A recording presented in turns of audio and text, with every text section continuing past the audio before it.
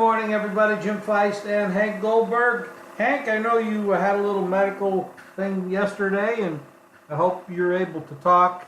I know you got a little stuff going on with a couple missing teeth. Hey, the guy was great. I felt no pain. Haven't had any pain. That's awesome. That's awesome. He's terrific, this guy. What did he give you? And what's that? Did he give you gas or give you a shot or what? No, I just had a local, and I didn't even feel the pinch when he did that. He's an amazing guy. Really? And he called me last night, and I haven't had an inordinate amount of bleeding afterwards, and he's real good, this guy. I recommend him heartily. That's awesome. Awesome. Well, I hope you feel okay. And did you? We had a couple nail biter games last night. Oh boy, Lillard for the Blazers was incredible, and the Knights lost to the San Jose was incredible also. There's a lot of people very upset about that one. Well, I'm sure the city's very down. Las Vegas, they thought they were going far. All the handicappers were saying that they were going to get to the finals again. They were all wrong. I didn't like them going in because I didn't think their defense would hold up.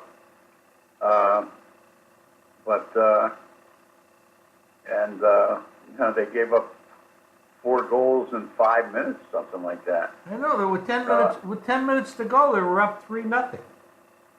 Incredible. Yeah, it was. Their defense did fall apart. Now, of course, the power plays were very lopsided.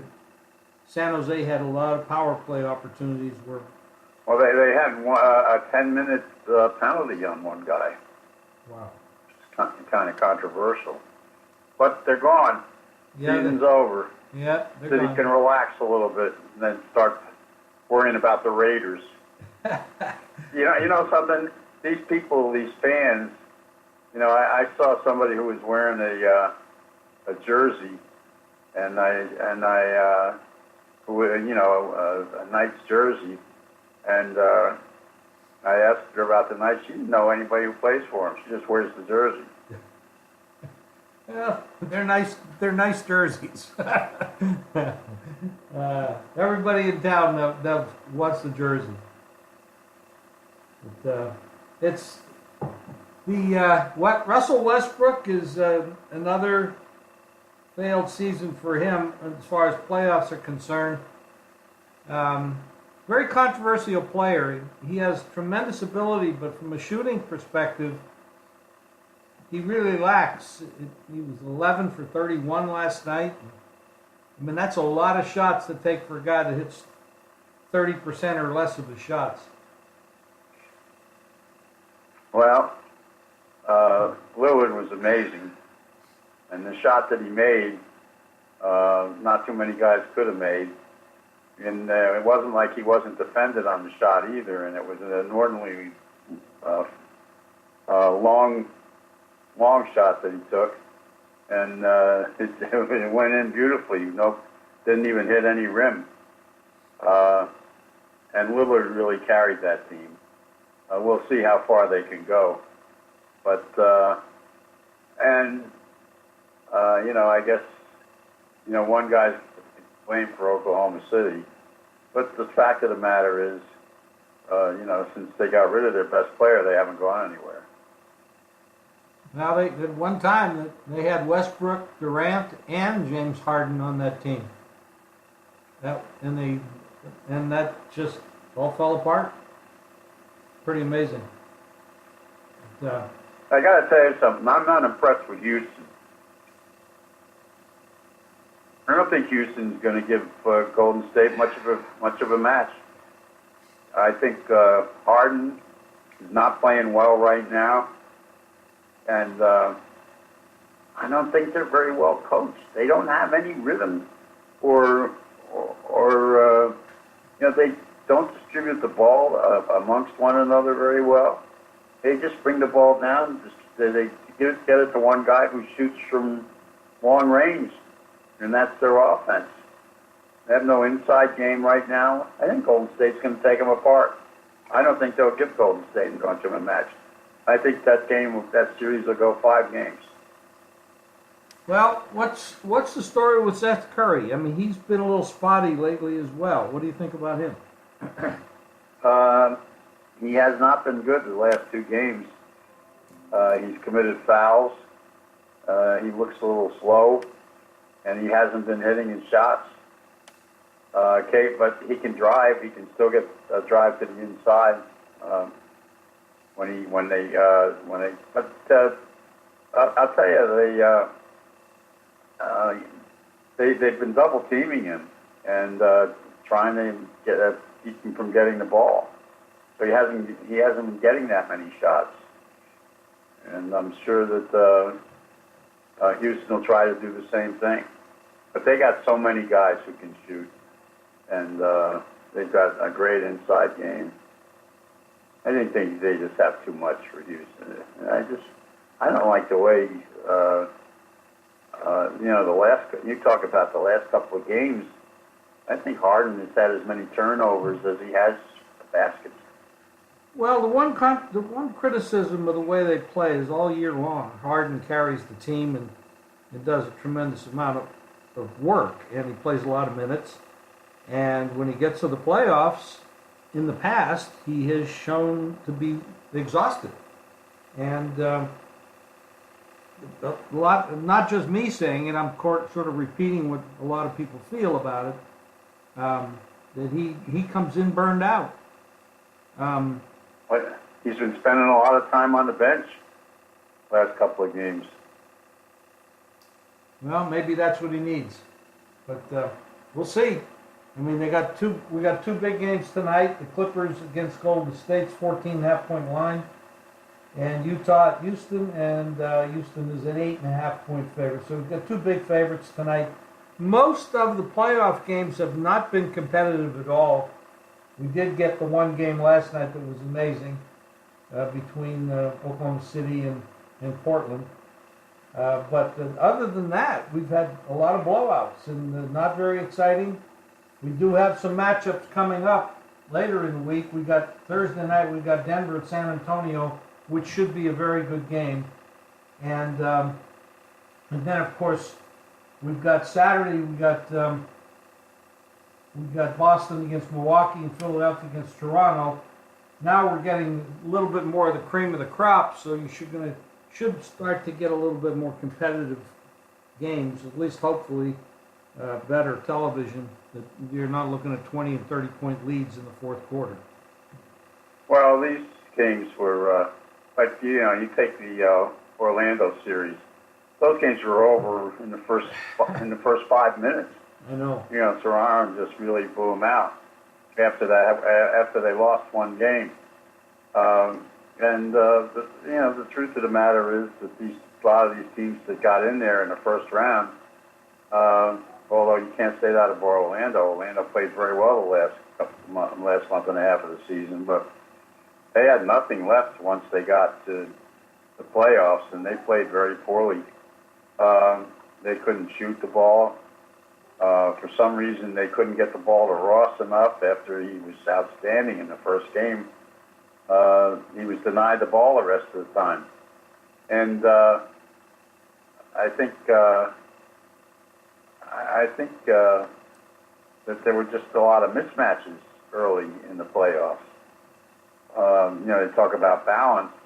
There are 2 echelons of teams in the NBA. And the lower echelon teams that got in didn't do well. They were mismatched. This is just my opinion, and I'm really not asking anyone to agree with me. I think that the way that I look at the NBA, tremendous talent. They're unbelievable athletes. The potential there for incredible games, night in and night out, are there during the regular season, but in my opinion, they play too many regular season games. They treat them as if they're exhibition games. People go to the games to watch the stars, and the stars don't show up because they're resting. They're getting their time off to rest, load management, as they call it. We never saw that in the past with the Larry Birds and players, Magic Johnsons and stuff like that. We never saw that. We saw the players show up. They played the 81-game season, and they went into the playoffs and gave it all. They make more money now, but they don't play as many minutes.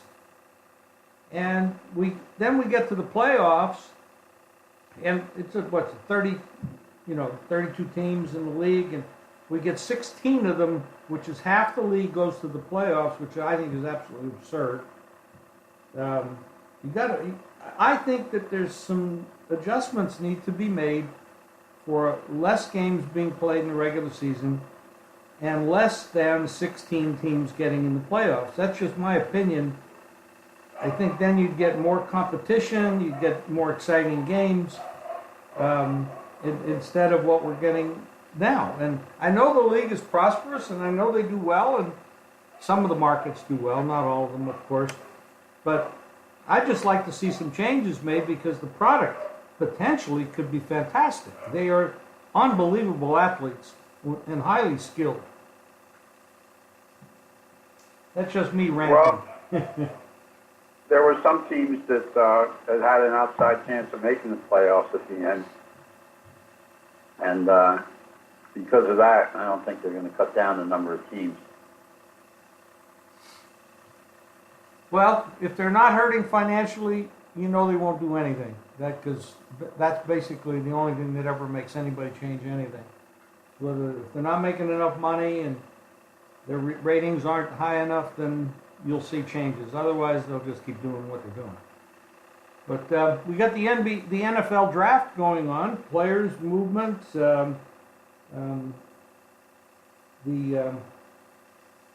Marshawn Lynch decided to retire, so he's going to move on.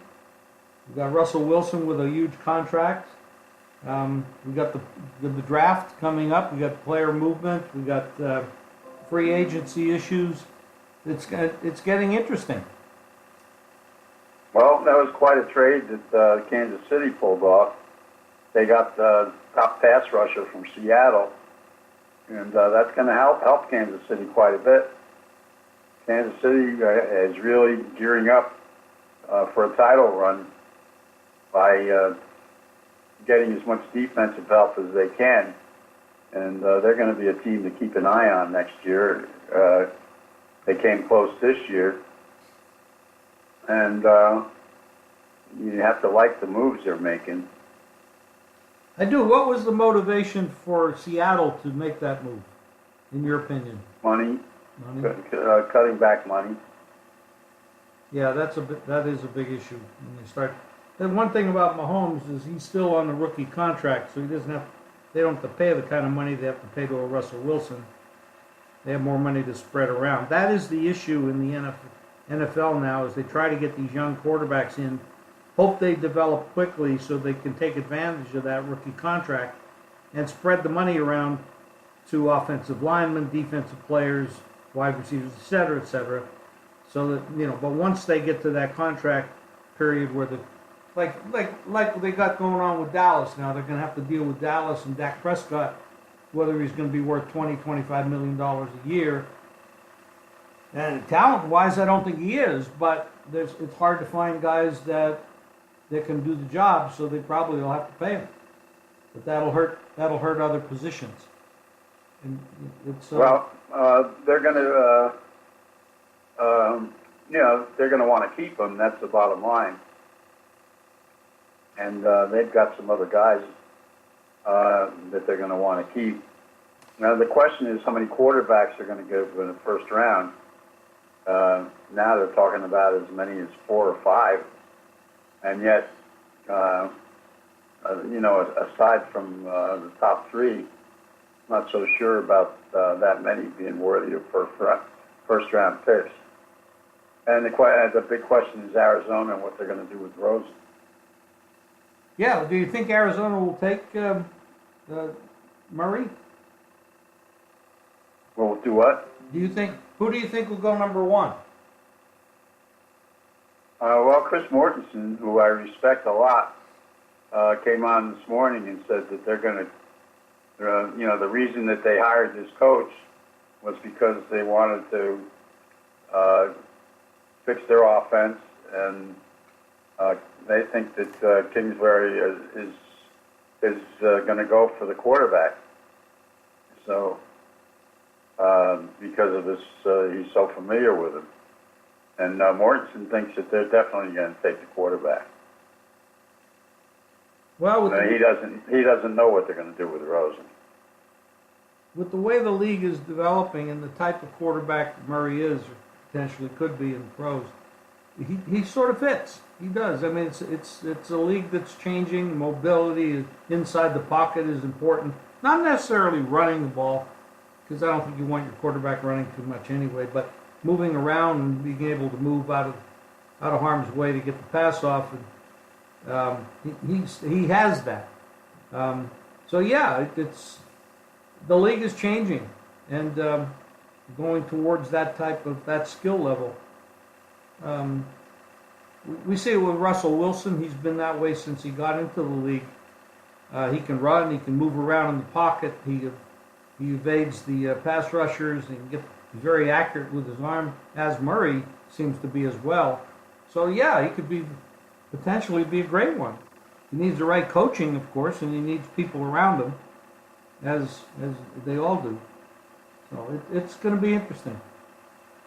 Very interesting. Well, there's that question, and then there's the question what the Giants are going to do. There's a lot of interest in that. And are they going to finally get a replacement for Eli?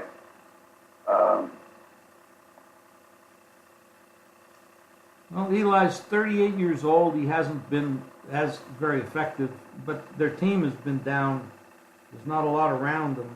I mean, they got Barkley, running back is tremendous, but they got a lot of rebuilding there to do. Now, if they take a quarterback now, then they might not.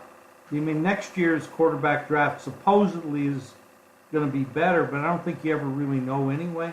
But seem to be higher rated quarterbacks coming out of college next year.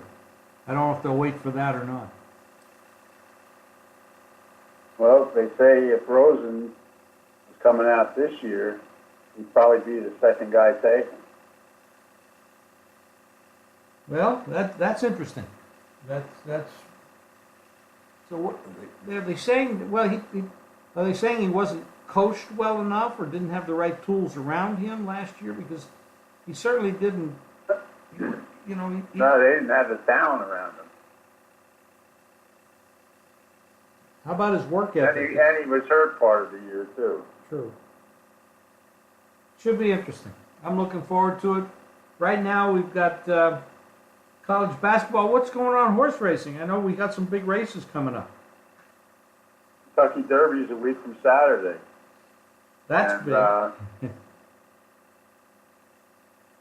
So, there are a lot of.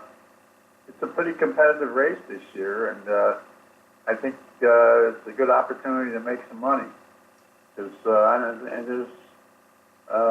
there's a lot of conversation about who the top four horses are and how they match, and it's a very interesting race this year, and the draw is going to be very important. The draw is on Monday, which is early this year for the Derby, and so people will have a few days to stew over the draw. Several of the horses have already arrived in Louisville and are training there.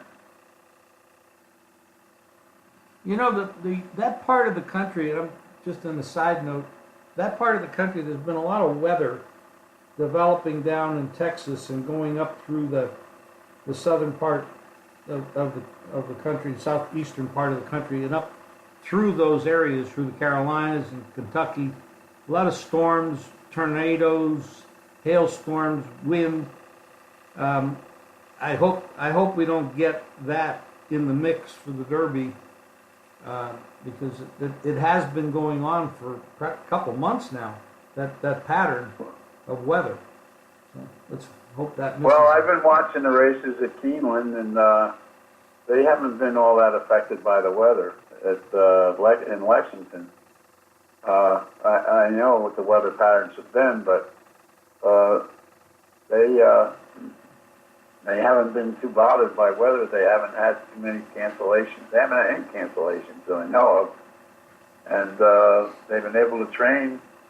So far but you never know in Louisville. I've been there when they've had some horrible weather, and I've been there when they've had great weather. You just never know this time of year. Yeah, that's true. Well, let's hope it holds off and we have a good racing week next week going into. I mean, we used to have our position right outside the